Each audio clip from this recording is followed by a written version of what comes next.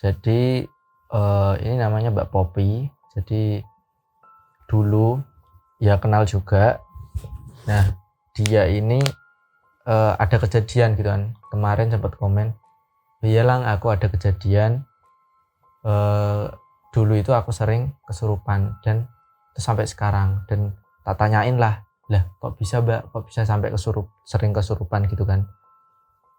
Terus Mbaknya jawab, "Ya jadi ceritanya itu dari dunia lain ada yang pengen disamperin gitu kan. Nah itu lewat aku gitu. Tapi udah sembuh sih, dan tujuannya tuh kayak nyantet orang gitu, sumpah. Maunya tuh ada orang yang mau dibunuh sama hantunya.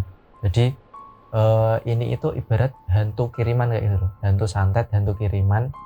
Dan setelah tak dalamin lagi, tak tanya-tanya lagi, kok sampai bisa segitunya dan sebagainya, gimana ceritanya dari awal, kemudian diceritain. Jadi Mbak Popi ini punya pacar dan pacarnya itu punya adik. Nah, si adik pacarnya ini udah kerja, dan di tempat kerja itu katanya ada orang yang nggak suka gitu kan. Ya biasalah, orang nggak suka akhirnya main guna-guna kayak gitu, akhirnya kirim santet. Dan si orang yang dikirim santet atau si adik pacarnya Mbak Popi ini, dia itu punya kelebihan ataupun punya indera keenam, jadi dia juga bisa merasakan. Dan alhasil si adiknya ini nggak bisa ketembus sama apa ya istilahnya, kodam ya mungkin, kodam kiriman dari tukang santetnya ini nggak bisa masuk, dan malah masuk ke Mbak Popi ini, jadi salah sasaran gitu. Jadi tak tanyain lagi, loh kok kenapa bisa sampai masuk gitu kan. Ternyata bisa masuk itu waktu itu Mbak Popi lagi deketan sama si adik pacarnya ini, deketan dan lagi tatap-tatapan muka. Nah waktu tatap-tatapan muka itu pertama kali langsung merasuk ke tubuhnya Mbak Popi. Dan setelah itu jadi Mbak Popinya ini sering kesurupan gitu, sampai benar-benar Mbak Popinya sendiri itu merasa depresi, dan sampai beberapa kali itu di videoin gitu kan. Nah kejadian ini ataupun yang dialamin Mbak Popi ini, kesurupannya ini bisa sampai berbulan-bulan gitu kan. Nah setelah itu Mbak Popi memutuskan untuk diruqyah ataupun meditasi lah bisa disebut kayak gitu. Nah setelah dari diruqyah itu Mbak Popinya dianjurkan untuk tidak ketemu dulu sama adik pacarnya ataupun tidak deket-deket dulu gitu kan. Setelah itu, setelah nurutin anjuran-anjuran yang ada, akhirnya rada berkurang buat kesurupannya gitu kan. Nah beberapa kali waktu kesurupan itu di videoin. Nah katanya waktu kesurupan itu emang bener-bener setannya ataupun apa ya, makhluk kirimannya ini itu ternyata emang bener-bener ganas gitu loh, mau ngebunuh orang. Dan bener-bener orang yang mau dibunuh itu ya sasaran itu si adik dari pacar Mbak Popi itu sendiri. Nah kemudian sempat di video ini tuh si Mbak Popinya itu sampai nggak berani nggak berani lihat videonya dia sendiri waktu kesurupan. Ya pastinya ya bukan hanya nggak berani, tapi ya pasti kalau lihat kayak gitu ya emang. Terus akhirnya dan untuk kodam ataupun santet kirimannya itu masih kadang masih sering ngerasukin si Mbak Popi ini, sering ngerasukin sampai sekarang.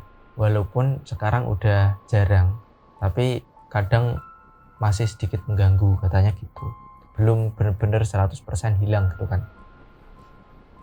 Kemudian tak tanyain kan, katanya si adik pacarnya itu kan punya kelebihan, punya indera keenam, pastinya kan bisa entah berinteraksi ataupun bisa ngusir sendiri gitu kan. Tapi ternyata nggak bisa, dia itu cuma bisa ngerasain, bisa interaksi doang gitu kan. Itu buat cerita kedua. Kemudian lanjut ke cerita yang ketiga. Ini ada cerita dari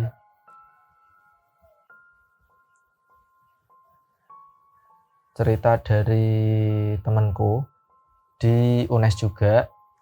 namanya Aldi. Nah itu langsung ini ya, aku bacain ceritanya. Gila, pas itu lagi ke Pati mas, habis dari rumah kiai. Di situ tuh aku dikasih tahu pulangnya hati-hati, kok kayaknya ada yang ngikutin gitu. Jadi si Aldi ini ke Pati, pernah ke Pati, suatu hari ke Pati. Kayaknya ini malam ke Pati, ke rumahnya Pak Kiai. Nah waktu pulang itu disaranin buat hati-hati karena kayaknya ada yang ngikutin si Aldi ini. Nah kemudian waktu keluar rumah dari rumahnya Pak Kiai, di kandang kambing itu kayak mau roboh gara-gara tengah malam kambingnya jerit-jerit, nggak tahu kenapa. Nah waktu si Aldi keluar itu nggak tahu kenapa si kambing ini jerit-jerit sampai beratnya kandangnya itu goyang banget dan sampai mau roboh. Nah waktu terus si Aldi ini bodoh amat dan buat melanjutkan perjalanan balik ke penginapan. Nah deket rumah Kiai itu ada kuburan. Nah ini. Nah waktu sedang perjalanan ke penginapan, nah di dekatnya rumah Pak Kiai itu kebetulan kuburan, dan di sana jadi posisi kayaknya ini ya mau naik motor, posisi belum naik motor, dan karena itu kan ya dekat kuburan, dan disitulah pertama kali diliatin sosok pocong nongol di depannya gitu kan.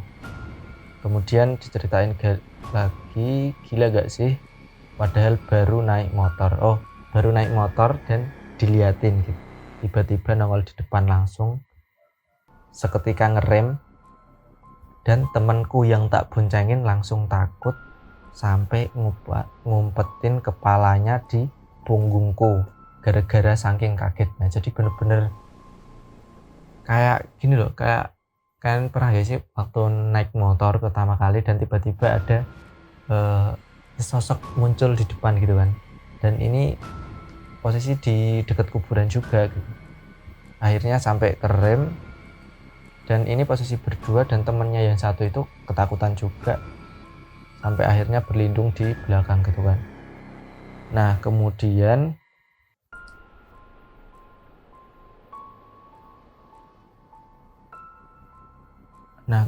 karena takut kan akhirnya ngumpet terus sebelum ke penginapan, mampir dulu ke rumah makan.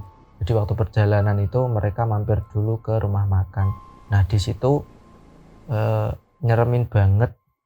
Jadi pocongnya itu bukan hanya waktu di rumahnya Pak Kiai itu, di dekat rumahnya Pak Kiai, tapi ternyata pocongnya itu ngikutin gitu.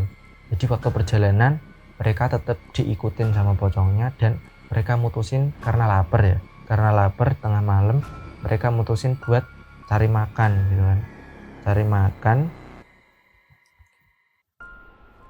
dan sampai akhirnya mereka makan dan masih diikutin pocongnya. Kain kafannya gila coklat banget, kotor, mukanya hancur. Kan biasanya pocong matanya kan hitam, nah ini matanya merah, anjir. Terus buru-buru tuh balik ke penginapan. Nah anehnya sampai sekarang masih ngikutin sampai di kamar mandi, rasanya tuh kayak dingin merinding gitu anjir gitu. Jadi pocongnya ini masih ngikutin. Nah kemudian tak tanyain lagi kan, karena aku penasaran, kemudian tak tanyain lagi, wah kok bisa sampai kayak gitu, gimana ceritanya. Biasanya kan kalau ada sebab ya pasti ada akibat gitu kan. Mungkin si Aldi ini pernah melanggar mitos-mitos di suatu tempat atau gimana, ataupun melanggar kata-kata dari Pak Kiai ataupun gimana gitu kan. Sampai akhirnya tak tanyain dan dijawab, aku nggak tahu itu sebabnya apa, tapi katanya itu jelmaan dari kodam. Jadi balik lagi ke santet, jadi dia mungkin dikirimin orang gitu, dan itu jelmaan dari kodam yang dikirimin.